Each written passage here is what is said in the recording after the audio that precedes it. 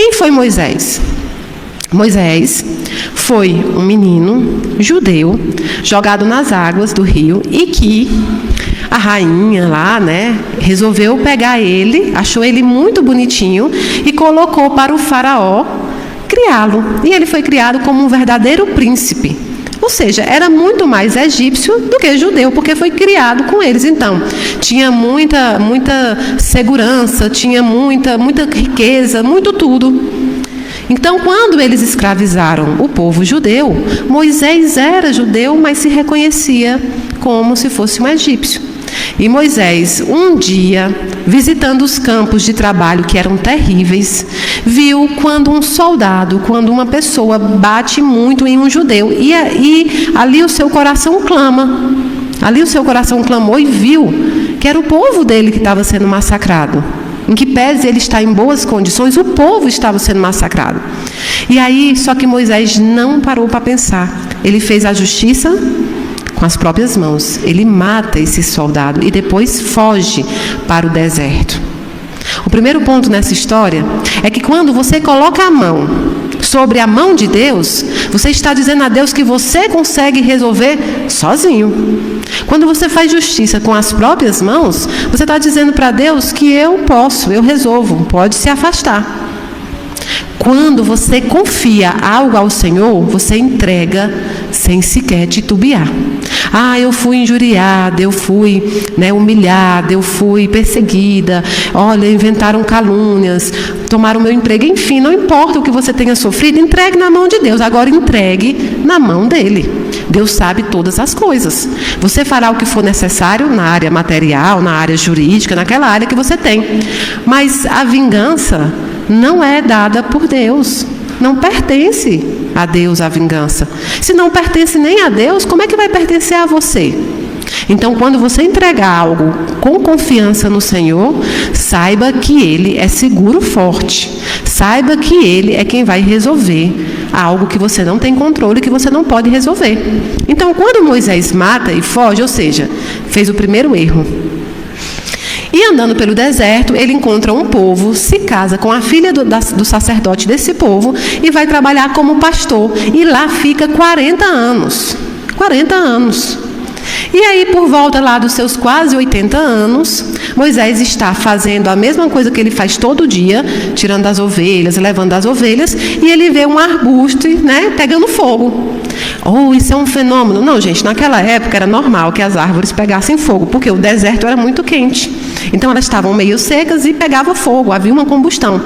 Mas o que chamou a atenção de Moisés é que a árvore que pegou fogo estava verde e não se queimava em momento nenhum. Esse sinal que ele teve, ele viu que tinha algo errado. Então ele escuta a voz de Deus.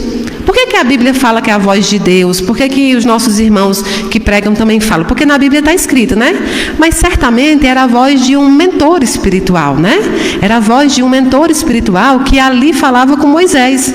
E fala para Moisés que ele tinha uma grande missão, que era libertar o povo. Que era libertar o povo. Então Moisés, sem acreditar, pergunta: quem é você? E ele continua sem responder. Ele disse: eu não posso ir. Primeiro, porque eu estou fugido de lá, eles vão me matar. Segundo, que se eu chegar nesse povo, dizer que vou libertar, eles não vão acreditar. Qual é o respeito que eu tenho com esse povo?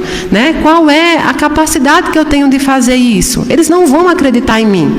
Então Moisés erra de novo. Ele, mesmo sabendo que aquela era a sua missão, ele se achou incompetente, incapacitado. E outra coisa foi que ele queria o respeito. Nós temos a mania de achar que nós somos o centro dos propósitos divinos. Então, a primeira coisa que a gente tem medo é de perder o nosso nome, a nossa honra, é de ver nosso rosto sendo humilhado, massacrado, porque eu estou protegendo quem? A mim mesma. Quando, na verdade, eu tenho que proteger o quê? O propósito de Deus. Eu não sou nada. Eu tenho que proteger o propósito. Então, podem ridicularizar você, é verdade. Principalmente aqueles que seguem o caminho correto e justo vão ser ridicularizados. Mas ainda assim, a gente precisa seguir o propósito divino.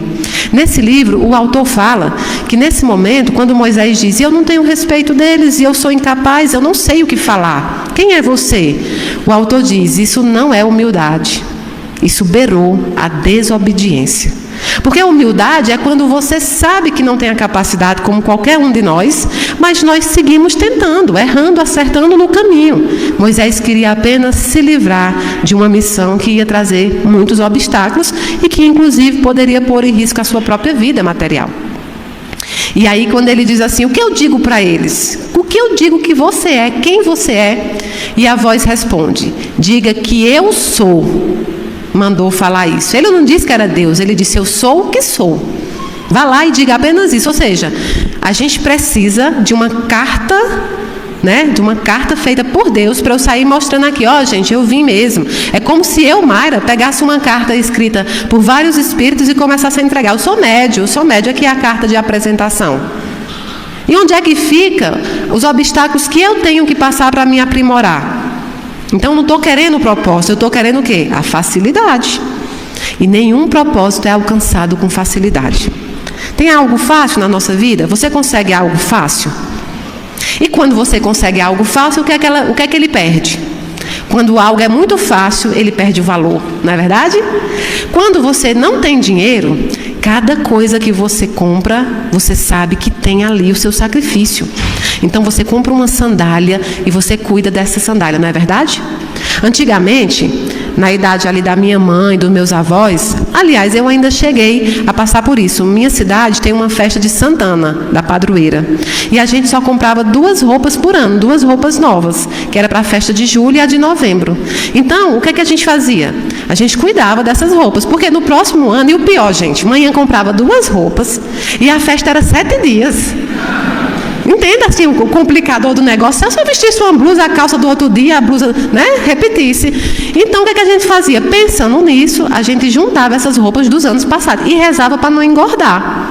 Então, eu já fui para uma festa com a roupa da moda de 2 anos atrás. Eu me lembro que já estava na moda daqueles tamancos, lembra? Aqueles tamancos altos?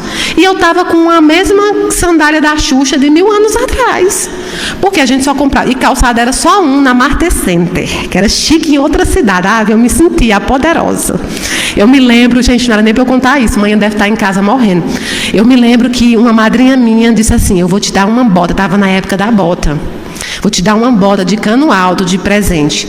E eu fui falar para a mãe. E a mãe disse, rapaz, compre 2 sandálias com esse valor dessa bota, porque a sandália você vai usar. A bota, gente, o jati é 42 graus na sombra. A mãe disse, essa bota você não vai aguentar. Mas eu chorei, dei piti, comprei a bota, linda e maravilhosa. Era bota com saia, era não sei o quê, maravilhosa, tinha uns 12 anos. Menino, esse calor começou a esquentar. E toda festa eu com essa bota, era bota com calça, bota com short, bota com... E manhã você vai usar, porque você queria comprar essa bota. Eu não estava mais aguentando a bota. E a bota não se acabava, porque quando você não gosta, não é? Resultado, passei uns 3 anos usando essa bota. Então, era uma época que a gente dava valor às coisas. Menino, você nem sujava a roupa. Outro dia teve um dia que eu pensei com minha irmã, era roupa branca do Réveillon, que a gente já tinha, olha que humilhação. Eu pegava as roupas da minha irmã e ficava afogada, e minha irmã ainda fazia eu tirar no meio da rua. Era uma coisa assim. E aí um dia eu me lembro que eu não podia sujar a roupa, eu coloquei um papel filme assim, e aí eu dizia que era a moda, porque eu era criança, mas olha, meu Deus do céu, misericórdia. E aí a gente dava valor. Mas o que é que acontece com os nossos filhos hoje dessa geração? Todo dia uma roupa, todo dia um calçado, todo dia um negócio. Aí o menino faz o quê? Não dá valor. Eu tiro, porque eu dou os exemplos, é meu, né? Lá de casa, né? Então eu tiro pelo meu filho. Um dia fui comprar um. Eles são sempre muito bonzinhos. Eles nunca exigem nada, tudo que você dá. E que eu tenho um pão duro que eu disse para vocês, né? Tem um que não abre a mão de jeito nenhum. Atravessa o mar. É chegar de eu ir comprar um sanduíche e ele dizer: se for com o meu dinheiro, compra o sanduíche pro outro e me dê a batata dele. É nesse naipe aí. Aí o outro não, o outro é muito mão aberta, o outro. Aí o outro usava todo tipo de tênis possível, nunca. Então eu comprava os tênis ali na C&A, entende? Porque criança o pé cresce rápido, né? Comprava o tênis em qualquer loja que eu achasse assim que ele ia gostar, comprava. E tem um tênis que eles usam aí, que é tipo uma marca que parece que chama Jordan, se eu não me engano, né? Que tem o cano alto. E eu acho que lá na escola ele viu o menino com essa marca. E eu comprava do cano alto, só que era MDF, né? Vocês sabem o que é MDF? Meio de feira, muito bem. É a marca que a gente bota, a marca que é para não, né? Porque é isso, porque você tem que criar seus filhos na capacidade do que você pode, não é? E às vezes você até pode mais, mas você vai criar do jeito que tem que ser criado.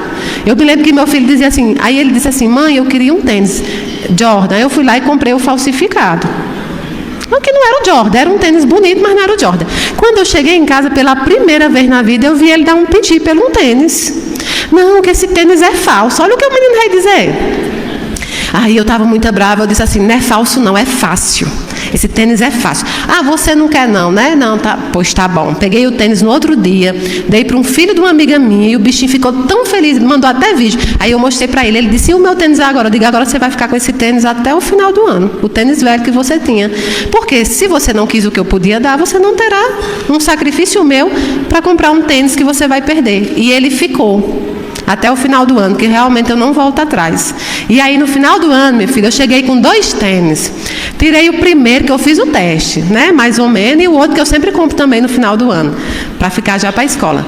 Quando eu tirei o primeiro tênis, amor, meu Deus, abraçou o tênis. Quando eu dei o segundo, então, ou seja, aí quando ele deu o piti, que ele chorava pelo tal do Jordan, ele dizia assim, mas você tem dinheiro. Aí eu dizia assim, eu tenho, você não. Você não tem. Quando você trabalhar, você escolhe a marca do seu tênis. Até lá, é comigo. Mas é porque eu sou ruim? Não. É porque é a forma de mostrar para ele que nada vem com facilidade. Né? É criar uma geração que aprenda a dar valor. Então, por que Deus ia te dar facilidades? Deus te dá coragem, Deus te dá capacidade de luta, mas Ele não vai diminuir os obstáculos que você tem que passar. Eu pedi tanto a Deus para que Ele tivesse piedade da gente, misericórdia da gente. Não, Ele não vai fazer isso. Ele tem misericórdia te dando força, te dando capacidade.